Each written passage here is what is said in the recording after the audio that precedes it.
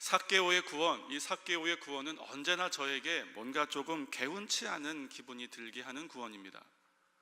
왜냐하면 그가 받은 구원에 대해서 본문이 정확하게 설명하고 있지 않습니다. 그가 어떤 행위 때문에 혹은 어떤 믿음의 고백 때문에 그가 구원에 이르렀다라는 그것에 대해서 본문이 좀 모호합니다. 예수님께서는 공생의 기간 동안에 많은 사람들에게 구원을 말씀하셨습니다. 구원은 이런 것이다 라고 일반적으로 가르쳐 주신 부분도 있고, 직접 한 대상을 향해서 내가 구원에 이르렀다 라고 말씀하신 경우도 있습니다. 내 믿음이 너를 구원하였다 라고 말씀하신 경우를 보면 대부분이 병고침의 사건과 이제 연관돼서 하신 말씀입니다. 12의 혈루증을 앓던 여인을 향해서도, 그리고 소경이었던 바디메오를 향해서도, 그리고 10명의 문둥병자를 고쳤는데 한 사람만 와서 예수님께 감사했습니다. 그 사마리아인을 향해서도 예수님께서 내 믿음이 너를 구원했다라고 말씀하셨습니다. 이것은 당시 유대인들에게 질병은 곧 그가 가지고 있는 죄의 결과다라는 인식이 만연했기 때문에 여기서 말하는 예수님의 구원은 두 가지의 의미로 사용되어진 겁니다. 하나는 내가 병고침을 받았다, 또 하나는 내 죄가 사함을 받았다. 이 두 가지의 의미로 다 사용되는 중의적인 의미가 내 믿음이 너를 구원하였다라는 것입니다. 예수님께서 그러면 병 고치실 때만 이 문장을 사용하셨느냐? 그렇진 않습니다. 누가복음 7장에 보면 예수님을 향해서 향유를 부었던 죄 많은 여인에게 예수님께서 이렇게 말씀하셨습니다. 너의 믿음이 너를 구원했으니 평안히 가라. 그러니까 예수님께서는 그 여인이 향유를 붓는 모습이 자신의 죄를 가지고 그럼에도 불구하고 예수님께 나왔던 그 모습을 보시고 예수님께서 그 여인의 구원을 말씀해 주셨습니다. 그런데 오늘 본문의 삭개오의 구원 사건은 이런 것과는 좀 궤를 달리하는 구원 사건입니다. 그는 병고침이 필요한 환자도 아니었습니다. 그러면 오늘 본문 속에서 예수님께서 오늘 이 집에 구원이 이르렀고 이 사람도 잃어버린 아브라함의 자손 되었다가 내가 찾았다라고 말씀하신 데는 어떤 근거가 있는 것인가, 그걸 좀 살펴봤으면 하는 것입니다. 자, 그는 우리가 흔히 삭개오의 사건 그러면 몇 가지 되는 사건이 있습니다. 장면이 있는데 첫 번째는 그가 뽕나무에 올라간 것입니다. 그가 뽕나무에 올라가서라도 예수님을 보고자 했던 그 열정, 그 열정은 충분한 가치가 있습니다만 그 열정이 그를 구원에 이르게 했다라고 말하기에는 많이 부족합니다. 왜냐하면 그가 뽕나무에 올라가서 예수님을 보고자 했던 그 이유에 대해서 3절은 뭐라고 얘기하냐면 그가 어떤 사람인가 하는 궁금증 때문이었다고 말합니다. 그러니까 이것은 그가 어쩌면 자기의 고민을 해결해 줄지도 모르는 사람일지도 모른다는 지적 호기심, 아주 뽕나무에 올라갈 정도로 간절하긴 했지만 여하튼 그 동기는 지적인 호기심입니다. 그가 어떤 사람인가 이 정도에서 출발한 것이기 때문에 그렇습니다. 자, 그러면 그가 예수님을 즐거워하여 자기 집에 영접한 그 사건이 그를 구원에 이르게 했는가? 그것도 설명이 좀 부족합니다. 왜냐하면 6절에 기록되어 있죠. 즐거워하며 영접한 것, 그것은 기본적으로는 손님 대접하기를 즐거워하는 유대인의 풍습으로부터 비롯된 것입니다. 물론 그 대상이 자기가 그토록 보고자 했던 예수님과 예수님의 일행이었기 때문에 즐거운 마음으로 자기네 집에 영접하긴 했지만 그 영접이 우리가 흔히 말하는 예수 그리스도를 내 구주와 주님으로 내 심령 가운데 영접한 그 영접하고는 다른 의미다라는 것입니다. 같은 단어를 사용하고 있다고 해서 같은 의미가 아닙니다. 우리가 예수님을 구주와 주님으로 영접하려면 침례 요한과 예수님의 선포처럼 회개하라 천국이 가까웠느니라, 즉 회개의 고백이 먼저 있어야 합니다. 근데 오늘 삭개오의 이 말에는, 사건에는 영접은 있지만 회개가 없습니다. 따라서 오늘 이 본문 말씀은 자기 집에 드리는 영접을 말하는 겁니다. 그러면 이제 남은 것 하나는 삭개오가 자기 스스로 고백했던 8절이 남았습니다. 그가 이렇게 고백합니다. 내 소유의 절반을 가난한 자들에게 나눠주겠으며 내가 누구의 것이든지 억지로 부당하게 뺏은 것이 있으면 4배나 갚겠습니다. 삭개오가 지금 이렇게 얘기를 합니다. 이 고백이 삭개오의 고백의 전부입니다. 그런데 예수님께서 이 고백을 들으시고 그가 잃어버린 아브라함의 자손이고 구원이 이 집에 이르렀다라고 말씀을 하십니다. 자, 그러면 우리는 이 삭개오의 구원의 근거를 이 고백에서 찾아야 합니다. 그런데 삭개오의 고백에는 그가 진실되로 내가 죄인입니다 라고 말하는 죄인의 고백이 없습니다. 그런데 그런 것이 없음에도 불구하고 예수님께서는 삭개오에게 구원을 말씀하신 것이 어떤 이유 때문인가? 우리는 분명히 듣지 못했지만 예수님께서는 들었던 삭개오에 해당하는 고백이 있었는가?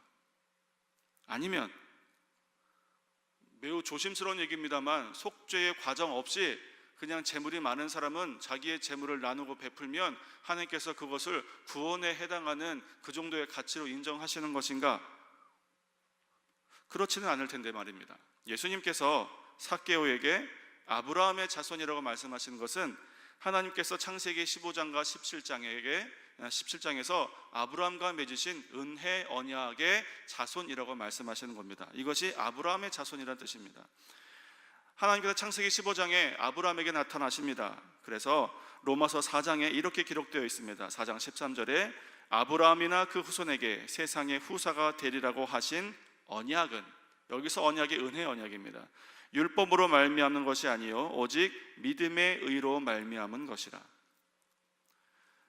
바로 여기 은혜 언약이 나옵니다. 근데 이 은혜 언약은 무엇이냐면 우리는 언약의 당사자가 될 만한 자격이 없지만 하나님께서 그분의 은혜로움으로 우리를 언약의 상대로 삼아 주셨다는 것입니다. 그리고 그 근거가 우리가 잘 아는 것처럼 아브라함이 여호와를 믿으니 여호와께서 이를 그의 의로 여기신 바로 그 의가 언약의 조건이 되었습니다.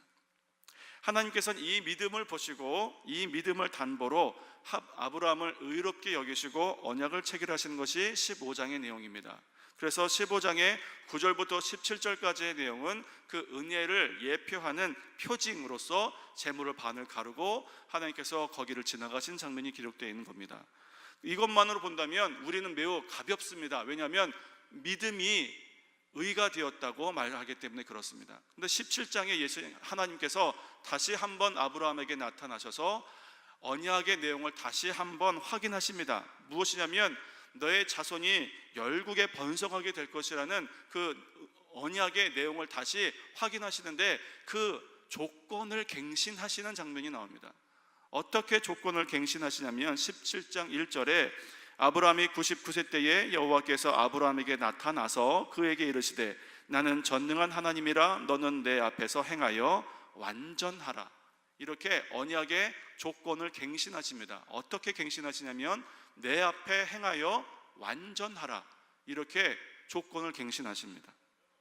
그러니까 하나님께서 아브라함의 믿음을 의로 여기셔서 구원을 체결하셨지만 거기에 무엇이 더 보완된 것이냐면 내 앞에 행하여 완전할 것이 추가적인 조건으로 보완된 것입니다. 그런데 인간은 그 행위가 결코 하나님 앞에 완전할 수 없습니다. 죄 없이 흠결한 사람은 있을 수 없습니다. 하나님의 거룩을 인간은 도저히 이룰 수가 없습니다. 그래서 구약에서는 그 죄로 말미암은 흠결에 대해서 제사를 통해서 보완했던 것입니다. 죄에 대해서 속죄의 제물을 하나님께 드리고 속죄함을 받는 그것. 그런데 이 제사는 불완전한 제사이기 때문에 예수님께서는 자신의 흠 없으신 스스로를 제물로 하여 단번에 제사를 드림으로 완전한 의로움, 완전한 거룩을 우리에게 허락하여 주신 것입니다.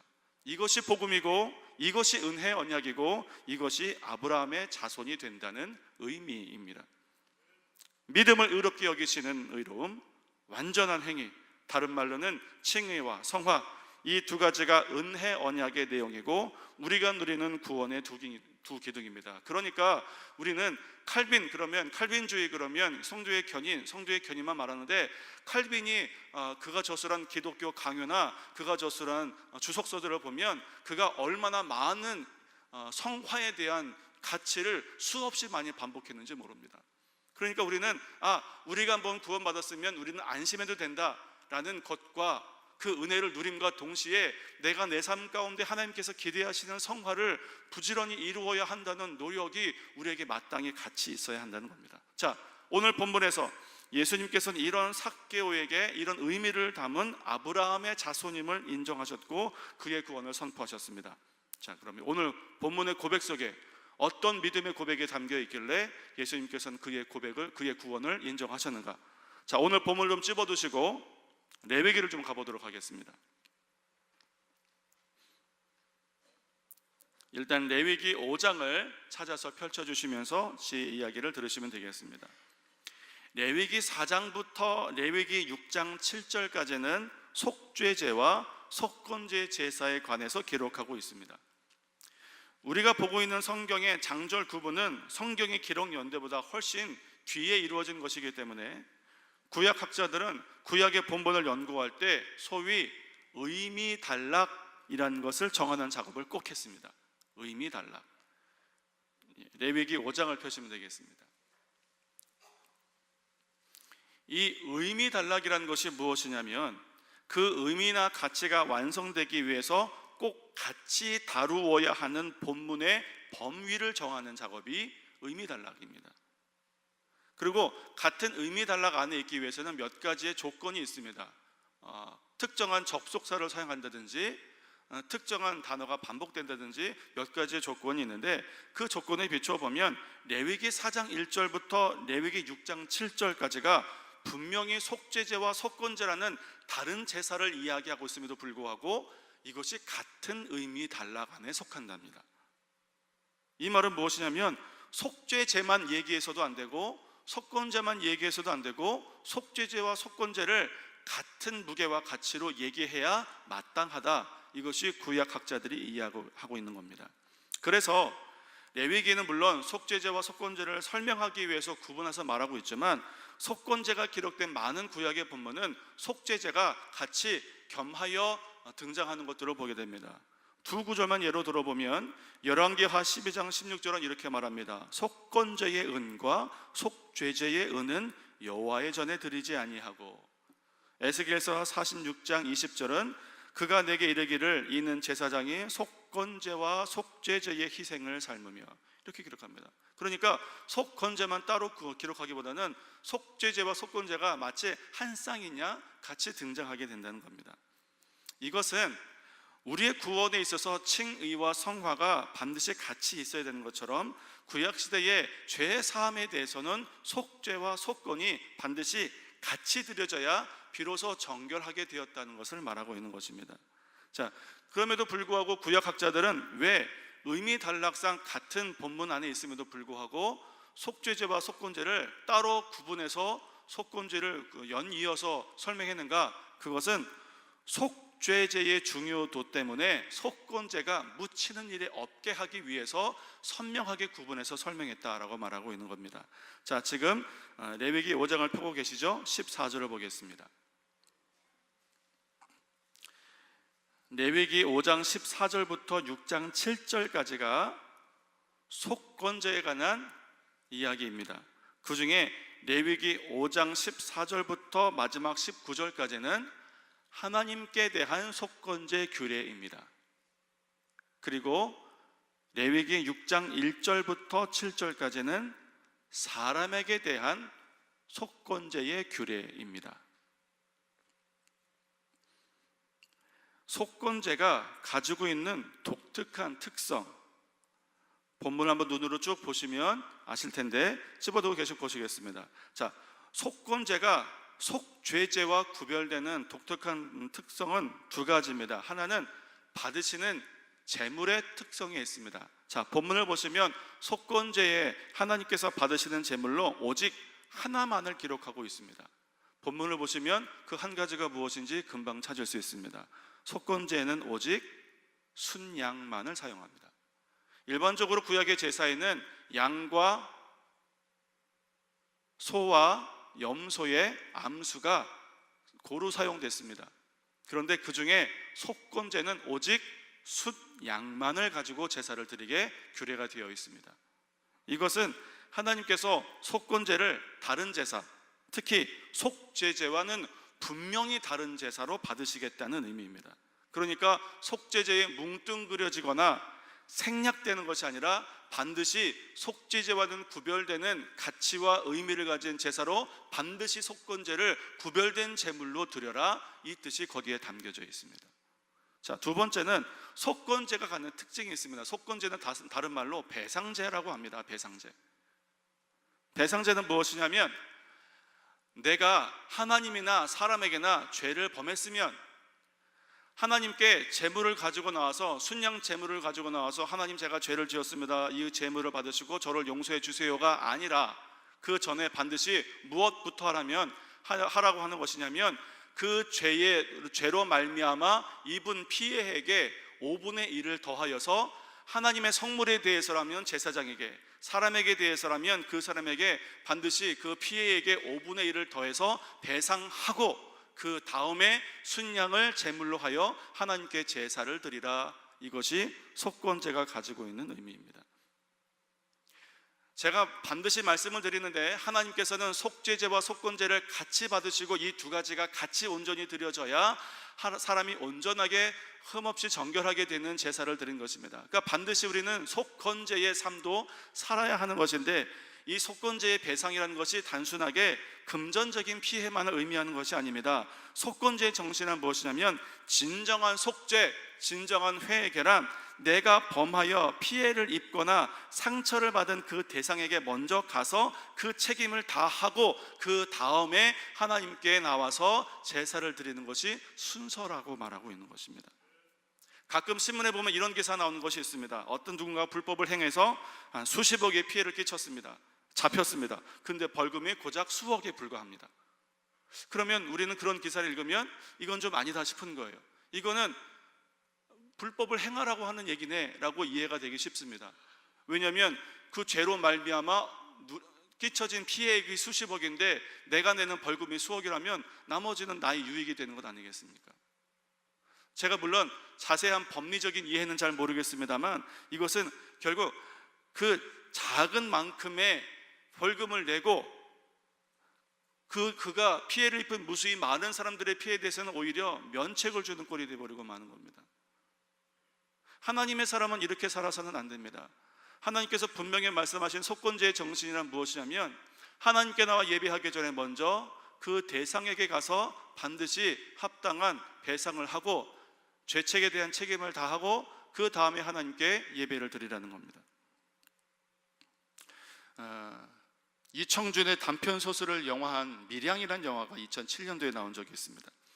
이 밀양이라는 영화는 매우 기독교인으로서는 껄끄러운 화두를 담고 있기 때문에 화제가 되었던 영화입니다.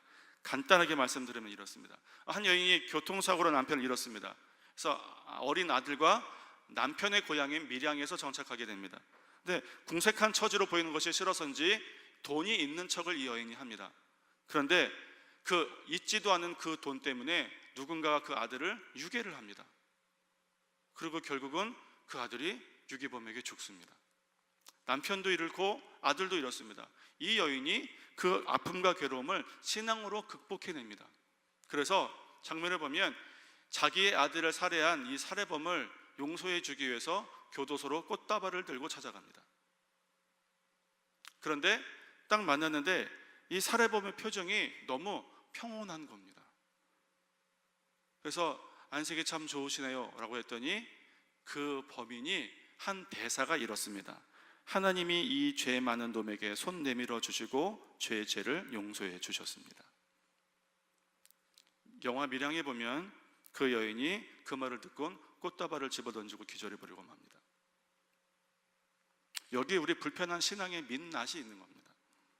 우리는 우리 스스로의 죄에 대해서 너무 쉽게 면죄부를 스스로 주곤 합니다. 예수님께서 우리의 과거의 죄, 현재의 죄, 미래의 죄에 대한 책임을 다 대신 지시고 십자가에 죽으셨으니까 이제 우리는 그 죄책에 대해서 자유하다는 생각이 지배적입니다. 그래서 우리의 성화의 노력은 나를 끊임없이 정결하게 하고자 하는 노력이기보다는 선행을 쌓아나가는데 치중하기 쉽습니다. 그러나 저와 여러분이 만일 밀양의 그 여인 같은 상황이라면 상대방의 그런 용서받음의 고백을 어떻게 이해할 수 있겠습니까? 예수님께서 담당하신 이 죄책에 대해서는 우리가 바른 이해가 필요합니다. 예수님께서 담당하신 죄책이라는 것은 인간의 죄로 말미암아 하나님께로 받을 죄책인 최종적인 사망의 형벌을 대신 담당하셨다는 의미입니다.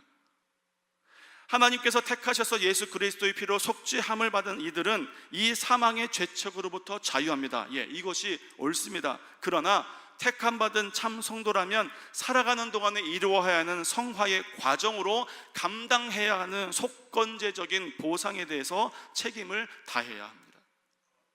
이런 속건제적인 보상의 모습이 보이지 않는 사람은 하나님께서 택하신 택자라는 증거가 없는 겁니다. 하나님께서 택하신 성도라면 그 죄로 말미암아 사망에 이르진 않습니다만, 우리가 이 세상에 살아가면서 해야 할 책임은 마땅히 다해야 됩니다. 우리가 흔히 이런 말들을 합니다. 왜 죄는 사람에게 짓고 회개는 하나님께 하느냐? 엄밀하게 말하자면 죄는 하나님께도 짓고 사람에게도 짓는 겁니다. 그래서 속건제도 보면 5장에는 하나님께 대한 속건제, 그리고 6장에는 사람에 대한 속건제가 구별되어 등장하는 겁니다. 그렇다면 하나님께든 사람에게든 마땅히 내가 해야 되는 보상의 책임을 다하고 그 다음에 하나님께 제물을 드리고 나오는 것이 마땅하다는 겁니다. 마태복음 5장 23절에서 24절은 이렇게 예수님께서 말씀하십니다. 그러므로 예물을 제단에 드리다가 거기서 내 형제에게 원망 들을 만한 일이 있는 줄 생각나거든 예물을 제단 앞에 두고 먼저 가서 형제와 화목하고 그 후에 와서 예물을 드리라. 하나님께서 이스라엘 백성들에게 요구하신 속건제의 정신이란 자신의 죄에 대한 책임까지를 돌아보는 겁니다. 그 죄에 대한 책임을 외면한 채 하나님께만 제물을 드리고 나오는 것은 잘못된 신앙입니다. 죄에 대한 책임 대신에 하나님께 제사를 드리는 것이 아니라 책임을 먼저 다하고 그 다음에 하나님께 제사를 드리는 것이 하나님과 사람 모두에게 합당한 속죄의 모습입니다. 왜 예수님께서 삭개의 고백을 들으시고 그를 향하여 구원을 선포하셨는가? 그가 이 속죄에 대한 바른 모습을 보였기 때문입니다. 우리 모두가 잘 아는 대로 삭개오는 세리장입니다. 당시의 세리장이 어떤 사람입니까? 유대 동족들에게 세금을 걷어서 지배국인 로마에게 상납하는 직책입니다. 로마에 내야 되는 세금만 잘 내면 그 외에 얼마를 더 걷어서 자기의 곡간을 채우든지 상관하지 않았습니다. 그렇기 때문에 당시에 세리장들은 죄인으로 낙인이 찍혔다는 사람입니다. 그러니까 부정축제한 죄인인 거죠. 이 부정축제의 방법에 대해서 삭개오는 이렇게 말하고 있는 겁니다. 누구에게든지 토색한 일이 있으면, 여기서 토색이라는 것이 그렇습니다. 정한 세금 외에 더 걷어서 내 곡간을 채운 일이 있으면 이 의미입니다. 삭개오는 이렇게 말합니다. 그렇게 내가 토색한 것이 있으면 4배나 갚겠습니다. 성경이 말하는 속건제는 5분의 1입니다. 삭개오는 말합니다. 내가 4배를 갚겠습니다. 이것은 삭개오의 고백 안에 속건제의 속죄 정신이 아주 깊게 들어있음을 말하고 있는 것입니다. 삭개오가 이렇게 고백하는 겁니다. 예수님, 제가 과도하게 세금을 걷어서 부를 쌓은 죄가 있습니다. 죄는 죄인입니다. 용서해 주십시오 라고 하는 것이 아니라 저에게 부정하게 거두어들인 세금이라는 죄가 있다면 그 죄에 대한 책임을 넉넉하게 마땅히 감당하겠습니다 라고 예수님께 고백한 겁니다. 세리장이 하나님의 것을 토색하겠습니까? 사람의 것을 토색하겠습니까? 사람의 것을 토색하는 건 아니겠습니까? 그렇다면 그 토색의 죄에 대한 보상을 누구에게 해야겠습니까? 사람에게 해야 되는 겁니다. 삭개오가 지금 이것을 말하고 있는 겁니다. 그것이 진실되고 바른 속죄이고 예수님께서 기뻐하시고 인정하시는 속죄이고 그를 구원에 이르게 한 속죄입니다. 사람에게 해야 할 마땅한 도리를 외면한 채 하나님께만 잘하면 되겠지, 이것은 이미 예수님께서 책망하신 바가 있습니다. 마태복음 15장 4절에서 6절에 보면 이렇게 기록되어 있습니다. 하나님이 이르셨으되 내 부모를 공경하라 하시고 또 아비나 어미를 회방하는 자는 반드시 죽으리라 하셨거늘 너는 가로되 누구든지 아비에게나 어미에게 말하기를 내가 드려 유익하게 할 것이 하나님께 드림이 되었다고 하기만 하면 그 부모를 공경할 것이 없다 하여 너희 유전으로 하나님의 말씀을 폐하는도다. 이것은 그 당시에 악용되었던 서원 규례에 대한 예수님의 책망입니다. 마땅히 부모님께 마땅히 해야 할 도리가 있음에도 불구하고 이거는 하나님 겁니다 라고 말하기만 하면 부모님께 해야 될 도리를 다 하지 않아도 된다고 너희들의 조상들의 전통이 있고 유전이 있는데 이것으로 그러지 말라는 하나님 말씀을 대신한다는 겁니다. 그러니까 이 근본적인 가르침은 하나님의 이름을 악용해서 사람에게 해야 할 도리를 외면하지 말라는 겁니다. 성도의 성화에 있어서 가장 큰 걸림은 범죄입니다. 성도가 되었다고 해서 하나님 앞에 완전할 수 없습니다. 이것은 언젠가는 반드시 그 누구도 한 사람도 빠짐없이 다시 범죄하게 된다는 뜻입니다. 그러면 성도가 되었다는 것은 어떤 의미냐? 내가 필연적으로 범하게 되는 그 죄에 대해서 어떤 바른 태도를 보이는가? 이것이 성도가 해야 되는 바른 성화의 모습이고, 하나님께서 기대하시는 것은 속죄제와 속건제가 같이 겸하여 드려지는 것이고, 사람에게 해야 될 목을 마땅히 사람에게 하고 하나님께 드려야 될 목을 마땅히 하나님께 드리는 것, 이것이 성도의 바른 성화입니다. 말씀이 무겁죠? 찬양대석에서 휴 하는 깊은 한숨이 나왔습니다. 그런데 우리는 고민해 봐야 합니다. 요즘 이구동성으로 하는 말이 뭐냐면 한국교회 위기다 위기다 얘기합니다. 성화의 위기를 말하는 겁니다. 성도가 성도답지 못하니까 세상 사람들의 교회에 대한 매력을 잃는 것과 동시에 이제 한국교회 실제적으로 그 숫자가 감소되고 있습니다. 원인이 어디 있는가? 성도가 성도답지 못한 것이 원인입니다. 성도가 성도답지 못한다는 것은 무슨 뜻이냐? 하나님께서 기대하신 이 성화에 대해서 우리가 마땅히 해야 될 책임을 다하지 않고 있다는 뜻입니다. 내가 무언가 자랑할 만한 공력을 많이 쌓기만 하면 내 죄에 대해서는 모른 척해도 되겠지, 이것이 진정한 회개를 말하고 있지 않습니다. 사랑하는 성도 여러분, 하나님께 예배를 드리기 위해서 이른 아침부터 몸가짐을 정돈하시고 하나님께 드릴 예물을 준비하신 여러분, 그리고 일찍부터 하나님께서 받으실 찬양을 준비하신 여러분, 혹여 여러분 중에 형제에게 원망 들을 만한 일이 있거든, 그것이 생각나거든, 예배 전에 먼저 그 형제와 더불어 화목하고 그 다음에 예배하는 것이 마땅합니다. 하나님께서, 예수님께서 사교에 어떤 고백을 들으시고 그를 구원을 인정하셨는가?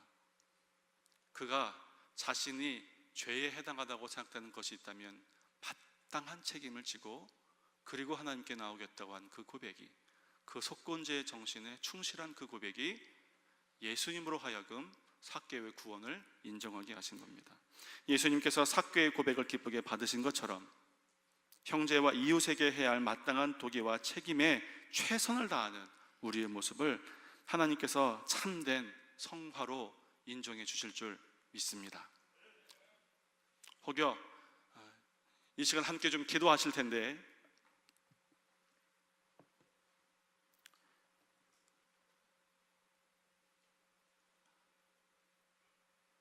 여러분 가운데에 풀지 못한 인간관계, 그리고 그것이 나의 잘못 때문인 것이 너무 분명한 일이 있다면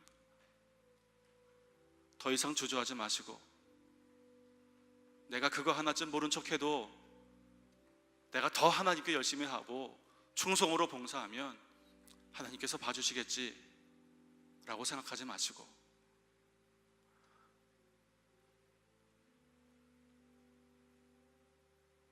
내가 할 수 있는 최선을 다해서 용서도 구하시고 배상도 하시고, 내가 이 땅에 한 사람으로, 한 성도의 삶으로서 해야 할 책임을 최선을 다해서 하시고, 그리고 그 다음에 하나님께 나와 예배하는 것, 하나님께서 기대하시는 속죄제와 속건제의 바른 정신에 입각한 신앙생활이 저와 여러분에게 있기를 바랍니다.